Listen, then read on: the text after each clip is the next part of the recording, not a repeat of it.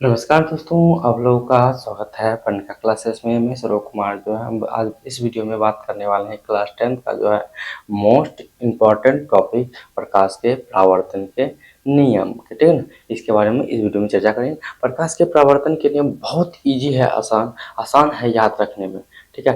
कैसे, ये देखिए डायग्राम, ये डायग्राम जो है आपको याद ही होगा, ठीक है ना। हमेशा दो बात ध्यान रखिए। पहला क्या, जब भी कोई परावर्तक सतह पर प्रकाश पड़ेगी वो कहलाएगी आपतित किरण। जब भी कोई प्रकाश जो है किसी परावर्तक सतह पर या किसी समतल पर पड़कर लौट जाएगी वो कहलाएगा आप परावर्तित किरण, ठीक है। दो बात ध्यान रखिएगा, पहले पड़ेगी वो आपतित किरण, लौटेगी फिर से परावर्तित, टकरा कर लौट गई तो वो कहलाएगा परावर्तित किरण, ठीक है। देखिए यहाँ पर जो एक समतल हम परावर्तक सतह बनाए हुए हैं, ठीक है। इस पर क्या हुआ, आपतित किरण यहाँ पर पड़ा प्रकाश और फिर लौट गई, ठीक है।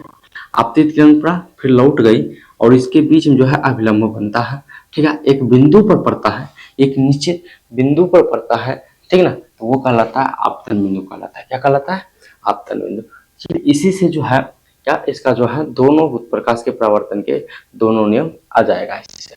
इसी कैसे, देखिए ध्यान रखिएगा, यहाँ पर एक प्रकाश का पहला परावर्तन का पहला नियम यह है कि जो है ये देखिए ये इसी तीनों में, ठीक है ना, आपतित किरण, परावर्तित किरण तथा आपतन बिंदु पर, ये बिंदु पर जो है डाला गया अविलंब है, ये डॉट डॉट है तो इसका मतलब अपना डाले हैं, ठीक है।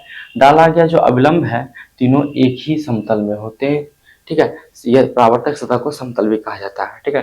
तीनों एक ही समतल में होते हैं, हम भी बगल में लिखे आपतित किरण, परावर्तित किरण तथा आपतन बिंदु पर डाला गया अविलंब तीनों एक ही समतल में होते हैं, ठीक है। ये था पहला नियम, इसी से बन जाता है, इससे इससे इससे, ठीक है। आपतित किरण, परावर्तित किरण तथा आपतन बिंदु पर डाला गया अविलंब तीनों एक ही समतल में होते हैं। पहला नियम ये था, ठीक है, जो कि यही बोले ना, यही डायग्राम से याद रखना अच्छा से। आपतित किरण, परावर्तित किरण तथा आपतन बिंदु पर डाला गया अविलंब तीनों एक ही समतल में होते हैं। अब ध्यान रखिएगा, आपतित किरण और अभिलंब के बीच में अभिलंब क्यों डाले, क्योंकि यहाँ पर एक कोण बनाना था इसलिए अभिलंब डाले, ठीक है। यहाँ पर जो है देखिए आपतित किरण और अभिलंब के बीच बनेगा कौन सा कोण, आपतन कोण। और परावर्तित किरण तथा अभिलंब के बीच बनेगा कौन कोण, परावर्तन कोण। सॉरी, आपतित किरण और आपतन कोण बनेगा, आपतित किरण और अभिलंब के बीच आपतन कोण, और परावर्तित किरण और अभिलंब के बीच जो है परावर्तन कोण, ठीक है।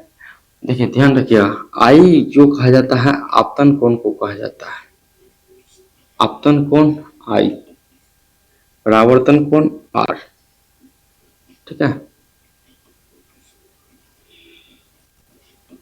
और ये आई जो बनता है आपतित किरण और जो है आपतित किरण तथा अभिलंब के बीच बनेगा, किसके बीच बनेगा, अभिलंब के बीच। और ये जो आर है, आर बनेगा किसके किसके बीच, परावर्तित किरण तथा अभिलंब के बीच बनेगा, ठीक है। इसका मतलब ये और ये जो कोण है ये कोण कहलाएगा आपतन कोण और ये जो कोण है ये कहलाएगा परावर्तन कोण।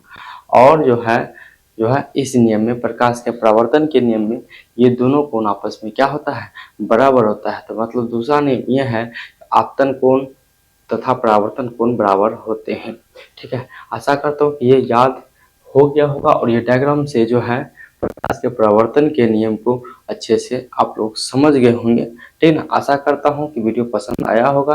वीडियो पसंद आया है तो अपने दोस्तों के साथ शेयर करें और नए हैं तो हमारे चैनल को सब्सक्राइब कर ले, ऐसे टिप्स और जो है टिप्स और ट्रिक्स जानने के लिए, ठीक है।